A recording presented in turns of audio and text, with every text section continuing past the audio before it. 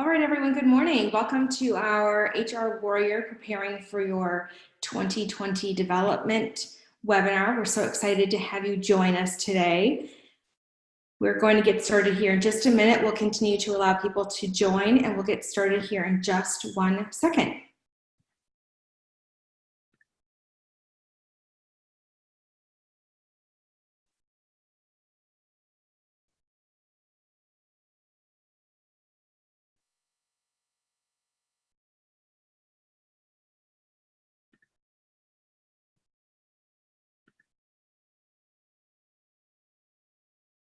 All right, everyone, welcome. Thank you for joining us for our HR Warriors Preparing for Your 2020 Development. My name is Kelly Gunther. I'm pleased to be facilitating our conversation today. Happy New Year to all of you. We're so glad that you could join us. Joining us in addition to myself today is Dr. Carrie Ulrich. She is the CEO and co-founder of Abraci Group, and she is also the co-author of The Way of the HR Warrior. The reason why we come together every month is so that we can talk about common themes that have emerged based on her book.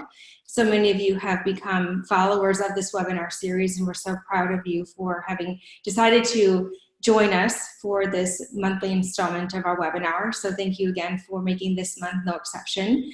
Thank you, Carrie, for joining us. And as we get into our topic for this month, we're going to talk about ways in which you can develop realistic goals for 2020. New year, new decade. So what better time for us to reevaluate what are some things that we want to do to push ourselves, to develop ourselves perhaps in ways that we haven't before, and what better way, or what better time rather, to consider doing this than the start of a new year. We'll also engage in that Q&A session and, of course, share some actions that you can take post-webinar. So with that being said, let's turn our attention to ways in which you can engage in the conversation, because, of course, your feedback is what's most important to us. You're all in a muted status, but we do welcome your questions via the chat feature. So post your questions, your comments using the chat feature for your chance to win a copy of our book, of Carrie's book rather, The Way of the HR Warrior. And we'll select a participant who has posted a question or comment to win that book. So you can also, though, connect with your peers by using the chat feature. And we do encourage you to go ahead and continue the conversation even after our webinar today. Simply by entering your contact information, you can share amongst yourselves and make sure that the conversation continues. We will record our conversation and we will be posting it to the website along with this PowerPoint presentation. So we do get that question from time to time. So just know that we will be posting that for your reference. So you don't have to jot down notes or anything like that.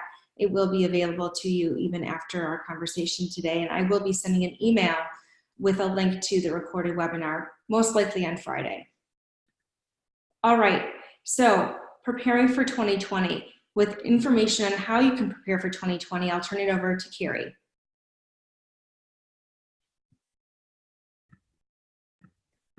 Hello, hello. I was in like a fetal position when you were talking about a new decade, but that's okay. That's why it took me a while. I was like, oh my God, a new decade. I love when you say that. Okay. Preparing for 2020. Hello, everyone. If you can believe it, like Kelly said, the new year and the new decade. Lots of stuff has already happened here at Abraci Group. We're really excited. We'll tell you more about that in maybe an upcoming communication. But let's talk about preparing for 2020. Okay, Cal, thanks. So this is what Kelly and I like to remind ourselves of the importance of humility. Those of you who read the book, we talk, obviously, it's a letter in the charge model. And it's really important, especially when you're setting new goals and pushing yourself, because you really don't want to be the smartest person in the room, right? You want to be surrounded by people who are smarter than you. And we're not talking just like stone cold IQ and someone can respond and knows like all the presidents in order or something like that. It's someone who's just different from you and can push your thinking. So I think we've talked enough about ourselves that Kelly and I are very different. So Kelly will push my thinking on, well, did you think through all this? Did you dig deeper onto this? Have you thought about it this way? And it's always great to have someone who thinks differently from you sitting next to you, You don't want everyone to think the same way. And this is the same thing when you're kind of setting your goals. You have to push yourself. And we're going to talk about one of our goals at Abbracci Group.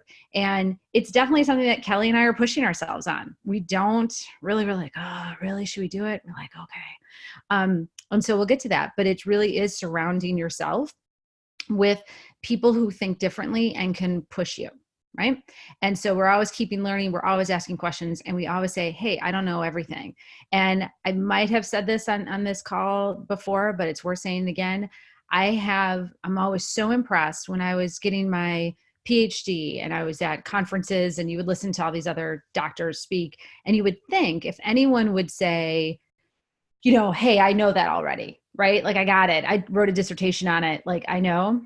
The amount of the doctors who said, oh, I don't know. I don't know that. Well, I'd have to do more research. I don't know. It was really inspiring, and it really solidified this importance of intellectual humility. And you would think, especially they have an ego too, right? Because they did this dissertation, they should be able to answer all the questions.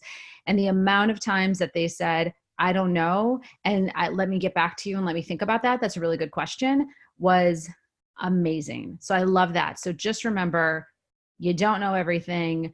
I will find out today that there's about 15 things I had no idea that even existed. So keep learning, keep learning, keep learning.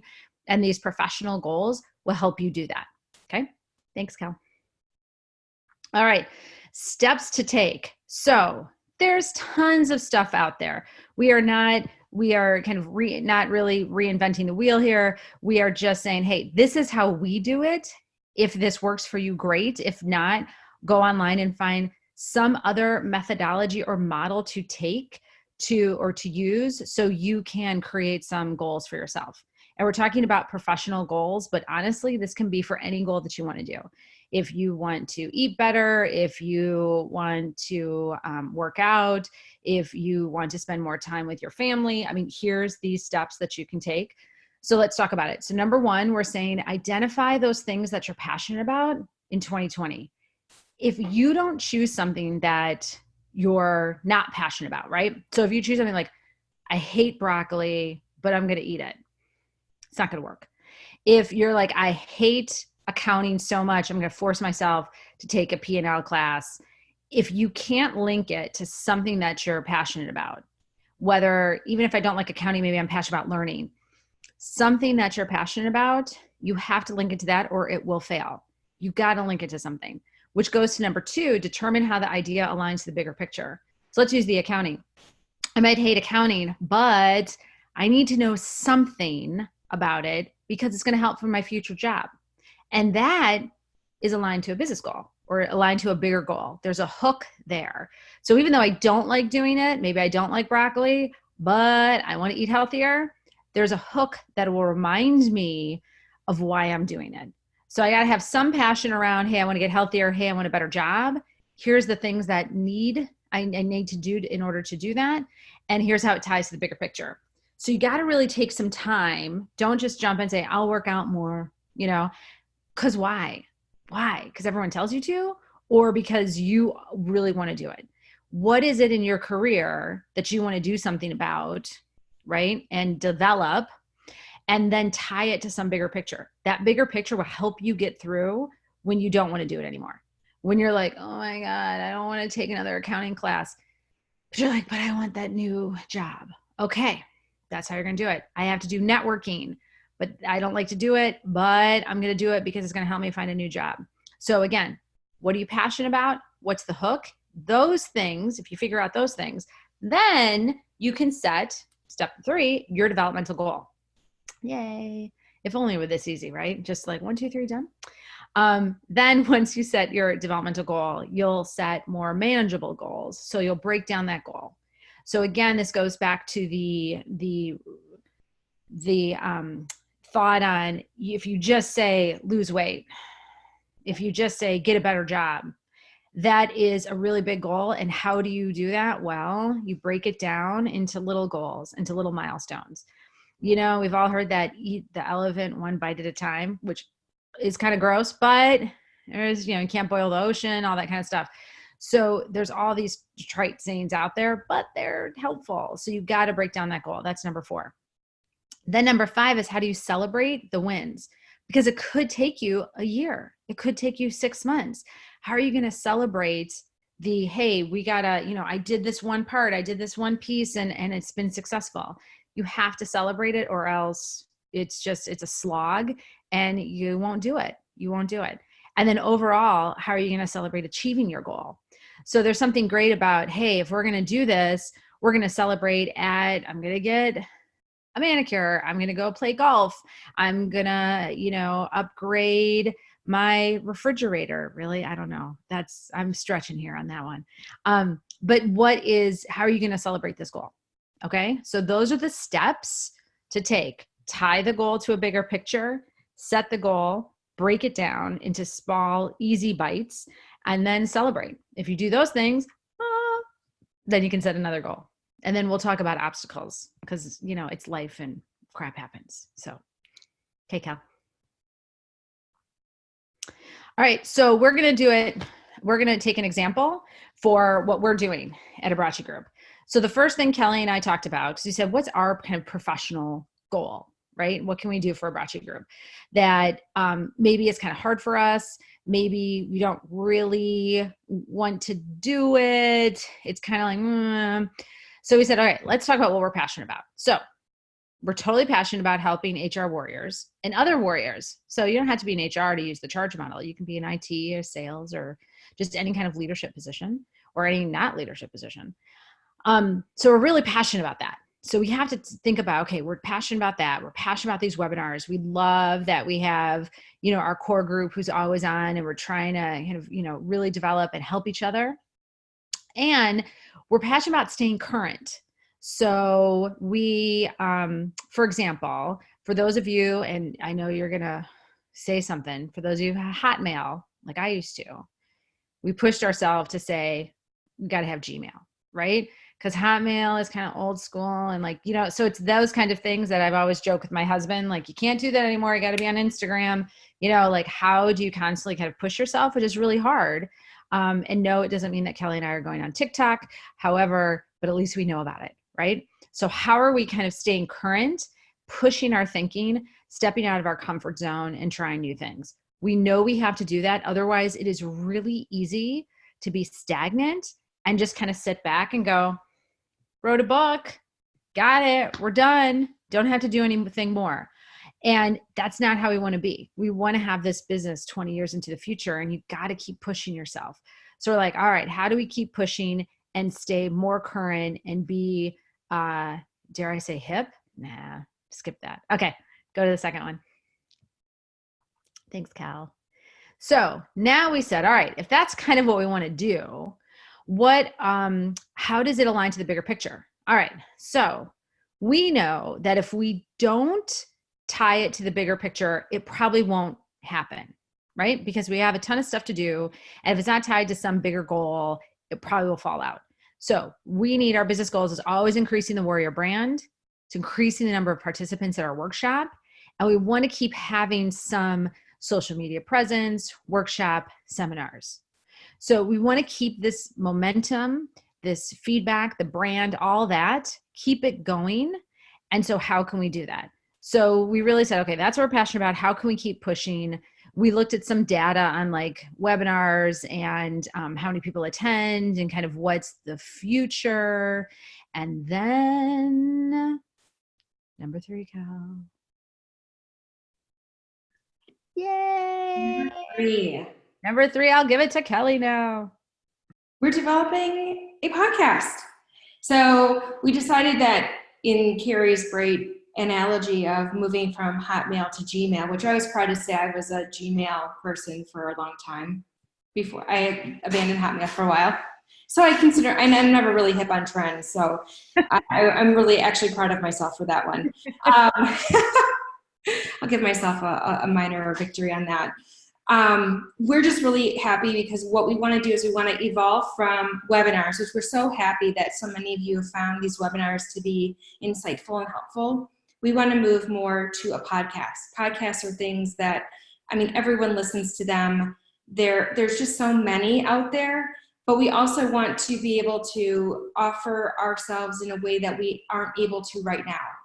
How many people say, oh, I listened to a great webinar. I mean, webinars, yes, are helpful, but we want to evolve and be even more helpful than we already are. So we're going to start a podcast. So by setting that development goal, what we're going to do is we're going to then need to create, as I move to step 4, more manageable goals.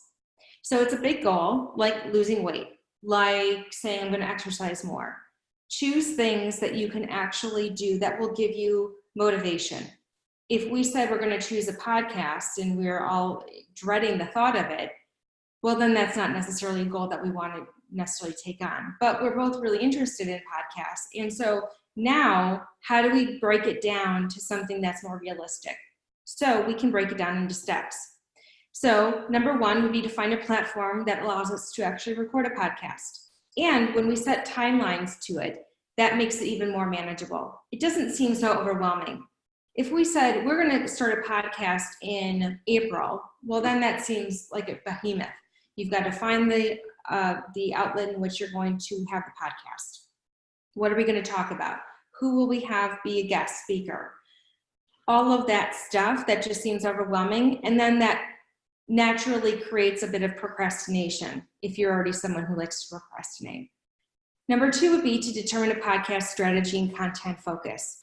So we're going to, along with having to find the platform for the podcast, we're going to weave that in at the same time. So we can think strategically and think about the content that we want to be driving in the podcast or the first few segments while we're looking for a platform.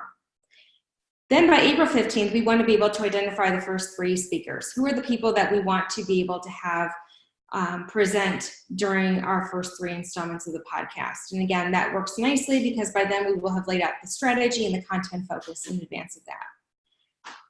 We'll develop a communication marketing plan to help us spread the word, create some momentum, some enthusiasm, and get the word out on our website, but also through our social media channels. And then the goal is to launch the podcast, the first one at least, by June 30th.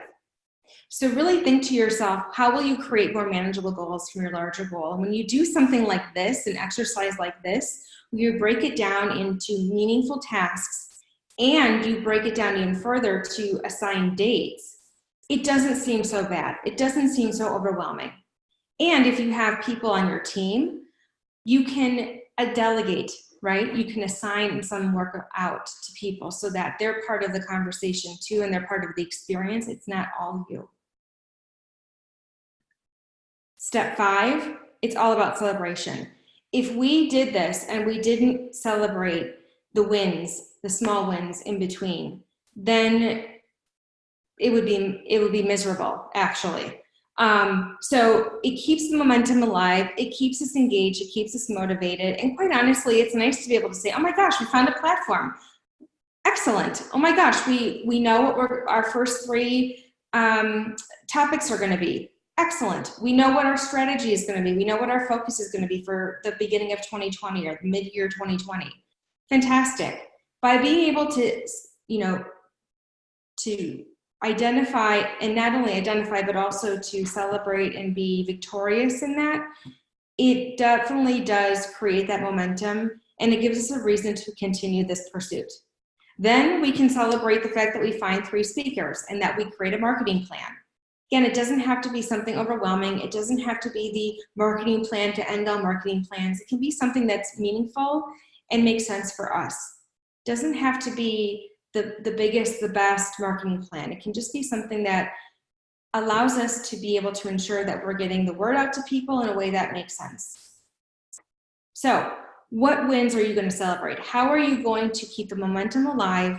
How are you going to make sure that you are staying true to yourself and taking care of yourself in the process? Taking care of yourself, small wins, is as much a part of the experience as the outcome of the podcast itself.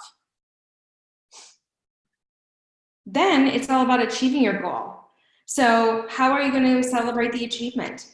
Are you going to maybe go out for dinner? Will you have a spa day, which is what Carrie and I typically like to do because, quite honestly, we work a lot and we very rarely take a lot of time out for ourselves. So for us, a spa day is something that we really look forward to. So choose the thing that you will look forward to that will give you that adrenaline rush to push through and to power through those days where you're like, I don't think I can do this one more day. I don't think I can focus on a podcast. I'm so tired of this podcast. There'll be days when you're over it, but just think about why you're doing it, the overall goal. Our goal will be because we get to talk to all of you again. Our goal will be because we get to talk to all of you, our HR warriors. We get to engage with you. We get to hear your questions. We get to hear what's on your mind. That is going to be the reason why we push through and we get to that June 30th date, because we are going to miss you guys and we're going to want to talk to you immediately. So that will be worth all of the potential headache that could be involved, all the stress, anxiety that could be involved with finding the right platform, with finding the speakers, with choosing the right topics, will be our goal of really wanting to make sure we connect with you, all of the HR warriors that have made all of our work so meaningful to this point.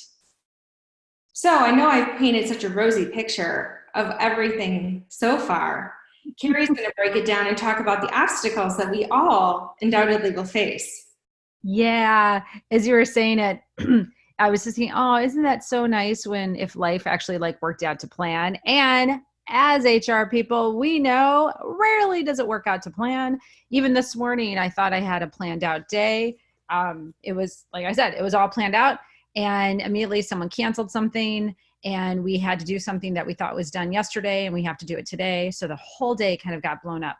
So there will be obstacles. We know it. Plan for them. Don't put a plan together and say, oh, everything will be fine. We know in HR more than anyone how things get jacked up, right? So we know, Kelly and I know, here's what we know. There will be a time crunch for sure. We will have not enough time to do it. So what did we do? If you look, Kel, do you mind going back? I don't want to give people a headache, but if you go back to the goals, I just want people to see manageable when the slide, I think 3. Oh, there you go. No, 4. So let's talk about time. So what Kelly and I did is, you know what? We could easily find a platform next week. We already have one in mind. We could figure out the podcast strategy next week.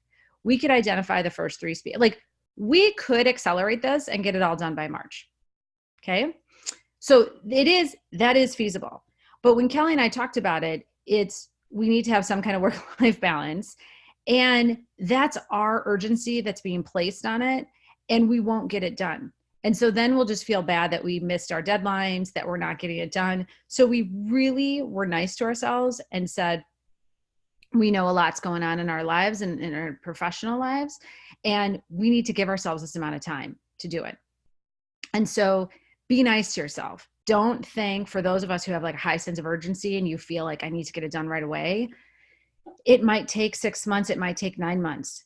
Be nice to yourself, because the worst thing to do is if Kelly and I put that as a February 1st date, buy the platform and start it, launch it in March, I think we'd be really stressed out. And it wouldn't be really good quality either. And then we just feel like, stupid podcast, we don't want to do it anymore. This gives us time to do it. So I know many of you have an obstacle of time, and either you're going to try to do it too fast, right? And then you'll be disappointed with yourself and just be like, oh, I can't do it. Be nice to yourself. Give yourself time to do it. It's okay. And as much as Kelly said, we will miss you and we want to talk to you. We also know that we can't drive ourselves bananas. So I know all of us have time issues. So figure it out and be nice to yourself. Because does it really have to get done tomorrow? Probably not. Probably not.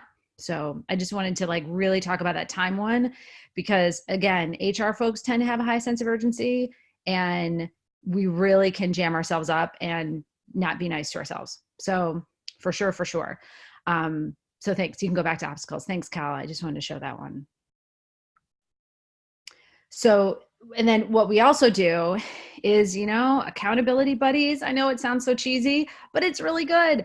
If Kelly and I know we said March 15th, and that's a reasonable date, then we will block our calendars and we will set a meeting on March 15th to review. So it holds us accountable, and we'll talk to each other about it. So anytime you can put something on your calendar, you have to talk to someone about it.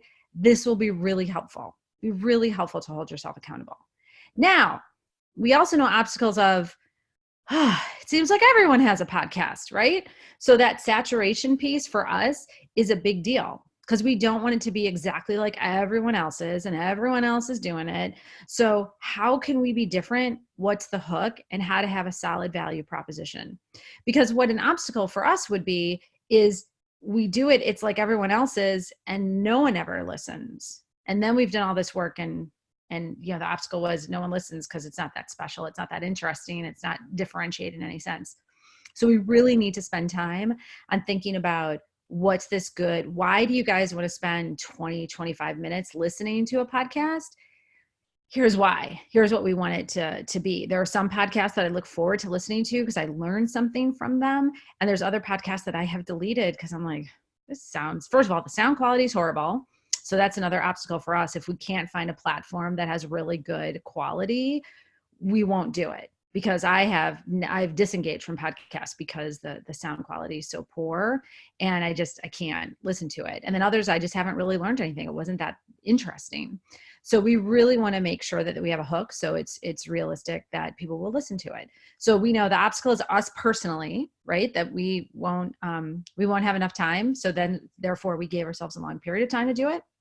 And then also we know an obstacle is everyone has a podcast. So if everyone has a podcast, how can we make ours a little bit different to cut through the noise, which, everyone says that. So how can we do that? So those are our two main obstacles. But when you're developing your own goals, be realistic. Say, what are the obstacles? And if you can't think of any, I'm sure one of your coworkers or buddies can tell you, here's the obstacles. Here's what you got. I mean, I have a child in school, and we help him. That is an obstacle because it's time. So you got to realize, okay, how am I going to manage this? How am I going to manage that I drive? I have a big commute or whatever that is. But there are obstacles, address them up front and be okay with it. It's fine to have obstacles. You just have to manage through it. Okay. Now, we talked about this in the book too. So we thought it was good to we started with humility, and now we're just talking about that pursuit of excellence. So we talk about it in the book. Like I said, self-education is so important. And remember, you won't know everything. So we're always kind of pushing ourselves. We're not afraid to do it the hard way. Just like I said, like Kelly was saying with the podcast, Kelly and I are not, if you can believe it, we're not the most extroverted. So all this extroversion is not in our wheelhouse. We're not naturally extroverted. So we know we have to kind of have an extra kind of oomph. And that's one of our obstacles too, right? Is our own personalities. And so how do we push through that? And so for us, it's, hey, again, we're connecting it to the bigger picture.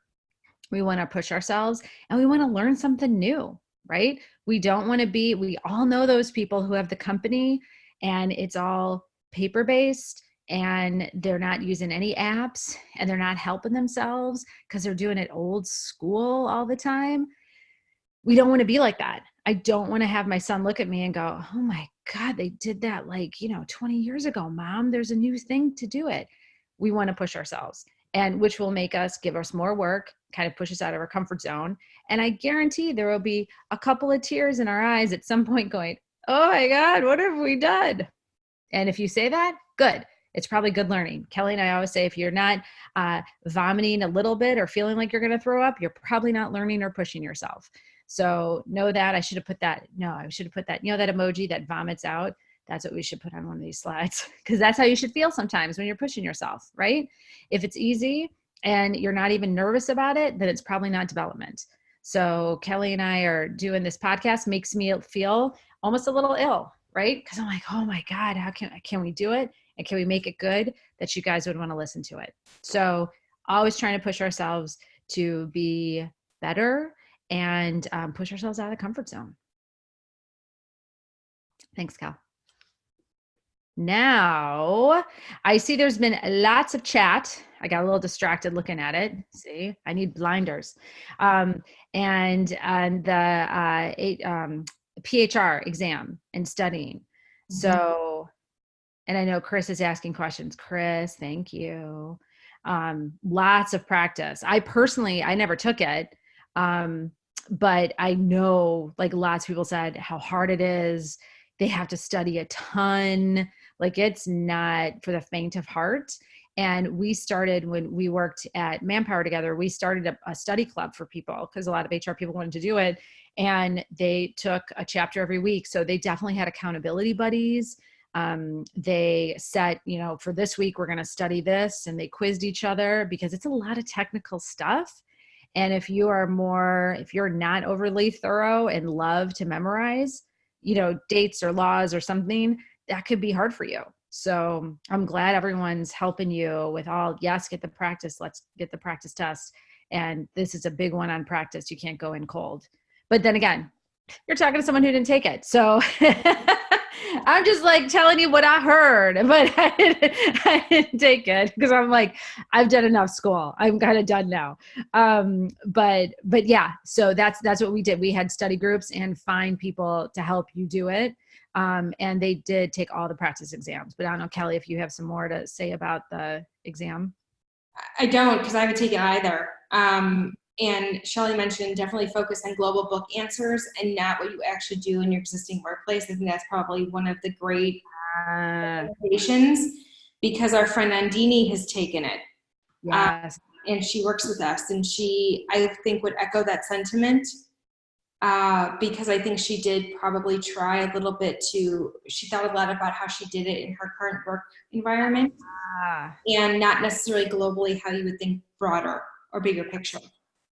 So I think Shelley's point is spot on with maybe what our friend Nandini would say. That's such a good one because, it's the whole, the theory, but do we practice the theory? Probably not. We've probably changed it, modified it. And so you're right. They're testing you on what it should be and what it should look like. That's so great, Shelley. Not what you're actually doing. So, right. That's why there's always this wonderful divide between the academics and the people who are actually working. Right. Because I love theories and they're beautiful. And then you go to implement them and you're like, holy smoke, this doesn't quite work. So that's great. Don't take off your practical working hat probably and put on this is what they taught me. This is the theory of it. This is how to apply it globally. And don't worry about what you do it in your job. That's great. And I think Chris set a really good goal for himself. He said, I want to take a practice test each week. I love that. That's a really great goal. I think it's pretty realistic too. You're not saying I'm going to take one every day, because that's just simply not feasible. And you're not going to leave it to the day before, right, which is you're just creating undue stress for yourself. Yep. So you're timing it out, you're pacing it out, you're giving yourself that mental practice to not only get in the hang of the language that they're using, because I think there's probably all of that too. There's what we use in HR every day, and then there's the language of HR that they use on those tests. Because I've looked at the exam and I've looked at a lot of the literature around it. I've just never taken it because I have a test phobia. So I know that I would probably implode, and then Carrie would need to bring me back. It would just be this gigantic mess. But kudos to you for thinking it through and for using this forum as a way to get ideas. Yeah. We just made a comment. She said, also use your network. Yeah. She said, see if others out there would want to take the test and study. Yep. She said, my HR group had 10 of us that studied and took the test at the same time. Some of us took the PHR and others were taking the SPHR in the group. So that's a great recommendation too. Yeah.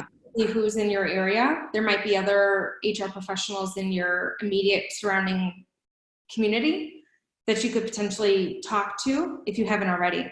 Yep. Yep. Yeah. Oh, and Chris, I'm sorry, you're a female. I mentioned, I'm so sorry. Oh, so sorry, Chris.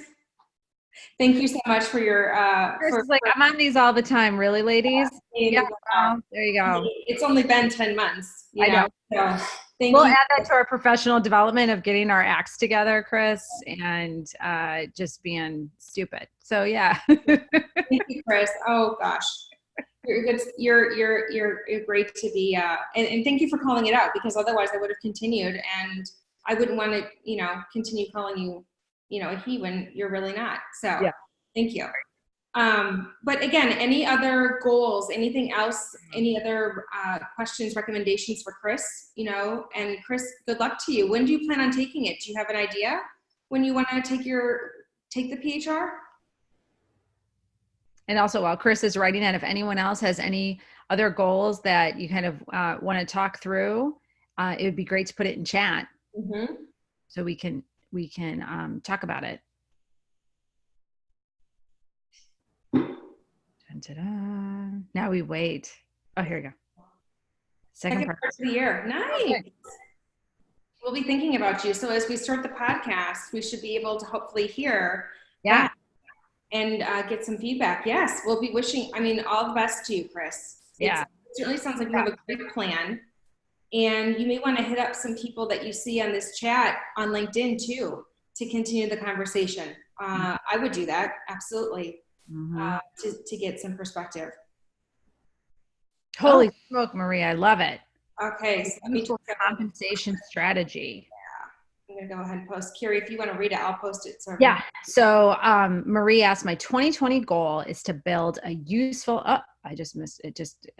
useful compensation strategy for my employer. Where should I start? So this, first of all, I love a white sheet of paper. So this is very exciting to me. Kelly, on the other hand, does not like a white sheet of paper. So she's like, ugh.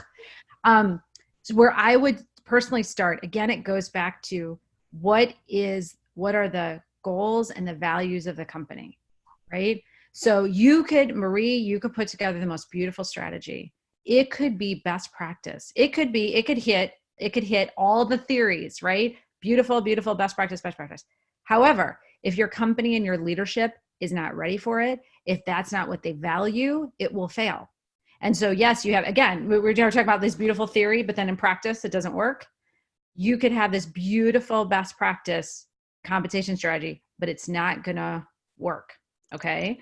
So how do you kind of figure out, you'll have all the best practice, do all that research. Sorry, it's getting really dark in my room and I turned off the light because it was bright and now it's like looking creepy, like a horror movie. And I apologize because the light's way over there now. So sorry about that. So compensation strategy. So figure out, you should know best practice. You should know that's your warrior research, right? So you know what should be done. Then you have to look at the company and say, okay, company, what are you willing to do? What percentile do you want to pay at market? What's your market strategy, right? These are big questions they have to struggle with. I work with a client who they are nonprofit, but they want to pay at a consulting level. They don't want to pay nonprofit. They want to pay more, actually. They want to pay about mid range, right? 50th percentile. Whereas some of the jobs they'll pay 80 percentile. Some of the jobs will be a little bit less. So they really had to struggle with all those questions. They also had to look at kind of you have to look at, are they willing to look at the gender disparity?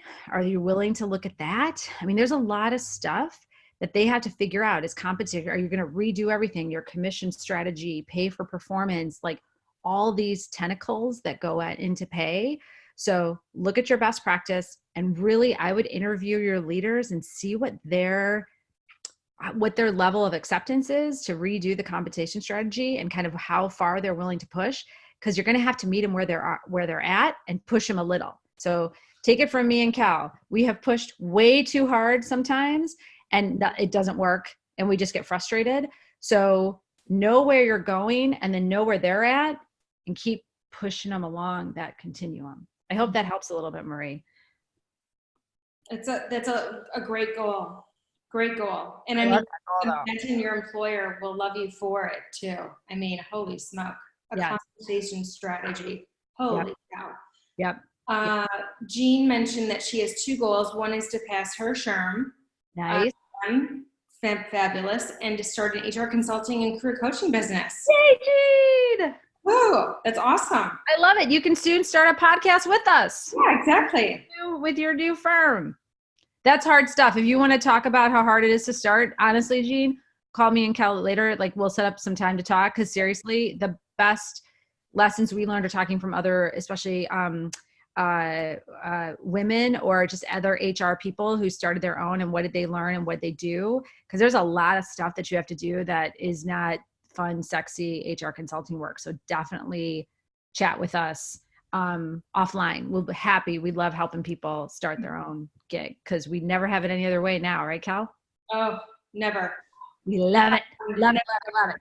And Jean, when I send my email on Friday thereabouts with the information regarding where you can find the webinar and all of that, in my email is my signature. My email signature is all my contact information. So we can easily banter back and forth and schedule time together. Yeah, that'd be perfect, Jean. Mm-hmm. Yeah, so excited for you.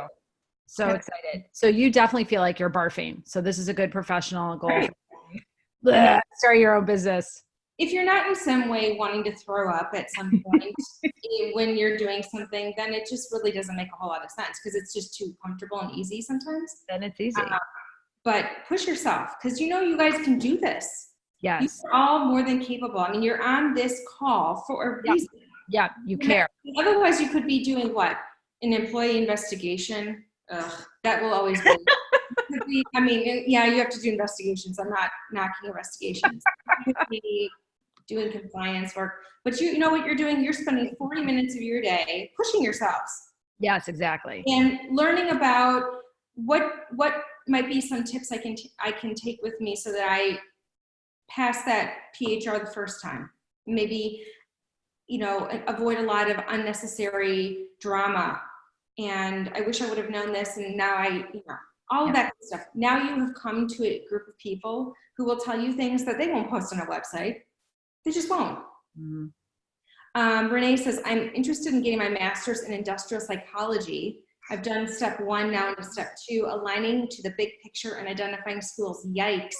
Good for you, Renee. Renee, I'm a sucker for degrees. So I collect them like it's a bad habit. So I love it, love it, love it. And again, I'll put myself out there. If you ever want to talk or figure out like what kind of school, because I struggled. I actually was in one school and dropped out of the program and went and found another school that someone told me about. And at first I was like, ugh, sounds stupid. And then I went to it and I was like, oh my God, this is like the best place ever. I was so happy I found my calling. Like these were my people at the school. So definitely reach out. I mean, Carrie.Ulrich@Abbracci Group. That's it. That's all you have to do. So you guys know my name. It's @Abbracci Group, and we'll talk. Mm-hmm. Yay, Renee. I'm so excited for you. And congratulations on all the debt you're going to have. Yay.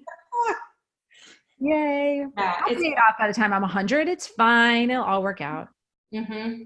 Yeah. I mean, again, you guys, I'm just so, you're awesome for, again, making the time every month to talk with us. Yeah. We're looking so forward to building this podcast, continuing the conversation with all of you in June. And in the meantime, for those of you who are interested in talking with us, feel free. Like I said, my contact information will be the email that I send you on Friday. So, and of course, hit us up on LinkedIn if you'd like to as well. Yeah, we're always available.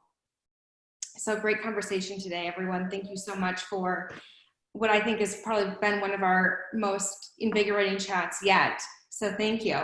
Wrapping up, let's partner and stay in touch. So even though the webinars are concluding, we will continue though to offer eventually in June the podcast. Still though, talk with us, reach out to our website, talk with us on our Building HR Capability page. We do have articles and a variety of different resources that you can reach out to, including all of the webinars that we have done to date, including today's will be posted out there. If you buy a book, please post a review on Amazon. We would love to hear your thoughts, and then follow us, of course, on social media. Here are all of our handles so that you can stay close. And then finally, our new podcast coming in June 2020. Our website, abbracigroup.com, will have more details. So make sure that you hit us up and follow us there. Like I said, on Friday, you'll receive an email with all the details on where to find this latest webinar. Thank you again for all of you for being such loyal followers and for your commitment to reaching out and being a monthly touch point on these webinars. It's been such a fantastic experience, and for all of if we didn't have all of you, we probably wouldn't even be looking at a podcast. So yeah. Thank you for helping us to broaden ourselves out and to create a development goal that we never would have thought we would be doing were it not for all of you. Exactly. Thank you so much. Thank you, everyone. Really appreciate it, and look forward to seeing you soon in our new format. Thanks, everybody. Happy New Year. Happy New Year. Bye. Bye.